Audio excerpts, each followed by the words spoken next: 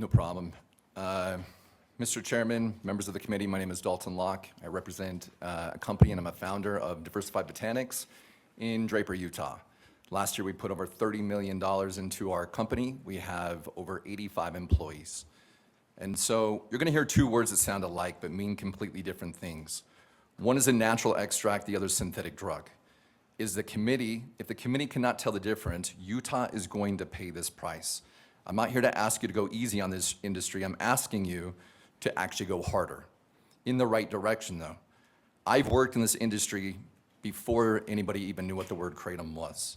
Before the Kratom Consumer Protection Act, before the Utah became the model, the rest of the nation followed.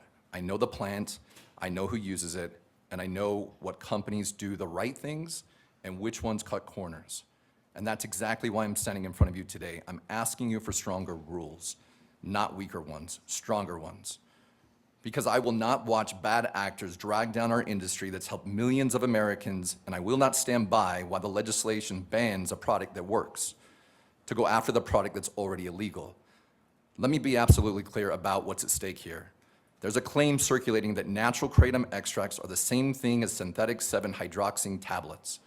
This claim is inaccurate, it's dangerously wrong, and if the legislation acts on it, you will ban the safe product while doing nothing to stop the dangerous one. Natural extracts are made with water, citric acid, and glycerin. They preserve all 40+ compounds found in kratom the way that nature designed them. When your body processes natural kratom, your liver controls exactly how much 7-OH is released. There's a biological ceiling, a hard limit. The body cannot produce more than it can safely handle. Synthetic 7-OH are laboratory products. They are man-made, they are concentrated, they are isolates that bypass your liver entirely. There is no natural limits on them, no biological breaks, and your blood level spikes 15 to 20 times stronger. This is not the same product, this is a variant, or excuse me, this is not a variant of the same product, it is a completely different substance. And the Utah law already exists to protect this. We agree with this restriction, we support it. So let me give you an analogy so I can make this very clear to your constituents. Banning natural kratom extracts because 7 synthetics would be like banning espresso because caffeine pills sent someone to an emergency room. They are not the same thing. I'm listening over and over as I keep hearing that more and more people are going to the CDC, meaning that they are having a reaction to this. Well, what we've seen, and we know that 7-OH has entirely penetrated our stores and the people selling it. It's very dangerous, and I have been speaking against this for a long time because when they look at 7-OH, which we just heard recently, they can't tell the difference in the alkaloid. So all of a sudden, more and more people are getting sick. What I'm suggesting, though, is regulation. I'm suggesting that we have like actual meter sizes, meaning serving sizes, like you would have with any other product. So that way that the consumers, when they go in, they know exactly what they're purchasing. So I have a couple other things to say to you guys as far as that. I think there's a couple different places where we can really create regulation, and that is metered serving sizes, like I said, Metrogen content that's printed, child-proof bottles with every single extract, and an age restriction of 21 and older, and that we sell this product behind the counter where it belongs.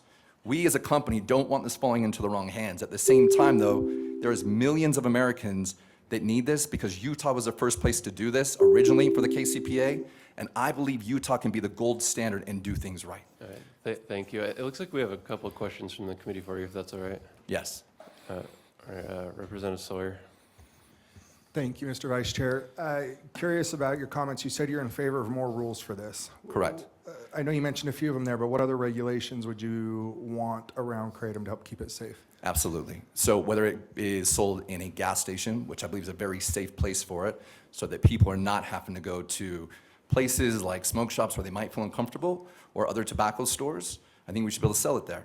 Also, I think it should be behind the counter. I think it should be 21 and older, and as I said before, you want to make sure that you have metered serving sizes. It's extremely important. You want to know that the companies that are selling you something, that they're going through the KCPA, that they are GMP, that they're making sure they're doing all of the right testing so that when you as a consumer get that product, it's safe. I've been doing the science on this. We've been doing tons of research and spent millions of dollars in the space because I want to make sure my mom, my grandma, or whoever is using kratom, that it's safe for them. Thank you. Thank you very much. Thank you, Mr. Vice Chair. Thank you, Representative Roberts. Thanks, Mr. Vice Chair. One narrative I've heard is that these products are marketed to kids. Can you speak to that? Are these products Yeah. marketed to kids? Absolutely, I can speak to that. Let me just pull this study up really quickly because I think it's something that's really valuable.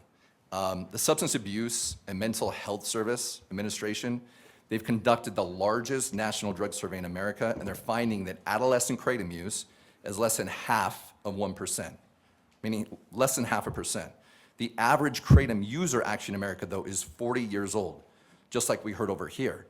These are adults, these are police officers, these are veterans, these are people that can't find solutions from other people.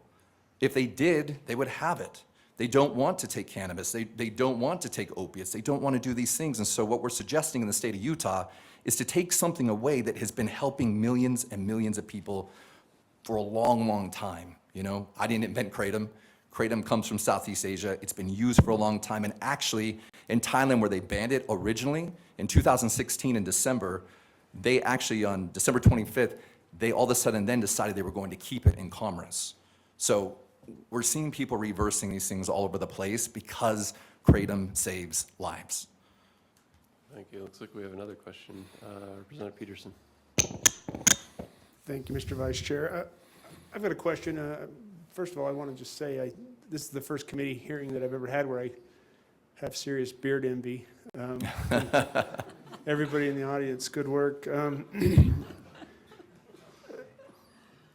When I go into a gas station, how do I know that what I'm buying is safe kratom versus unsafe kratom? Are both available in our gas stations currently? So I can tell you that if there's a major distribution company, like we'll say, for instance, I know that we've seen this in Mavericks and other gas stations, right?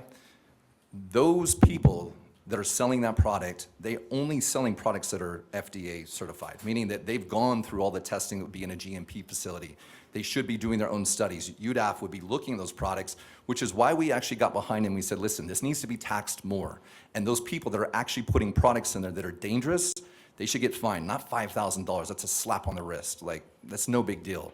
So what I'm saying to you is that the store owner at that level would be the one that would actually be doing to making sure that it's safe to put into their store, right? That's the big thing that we look at because you have to have the testing behind all this stuff. I can't talk for anybody that's doing whatever they're doing because I'm not them. I can tell you we go through rigorous testings. We have a lab in our facility that's a scientific lab. We do all of our own testing. After we do our testing, it's then sent out to an independent facility to test. And UDAF, they come in and they take our samples. They go into stores and they take our samples. So I only can speak for us, but we want to be on the front end of science when it comes to this. Okay, thank you. Doesn't appear there are any more questions.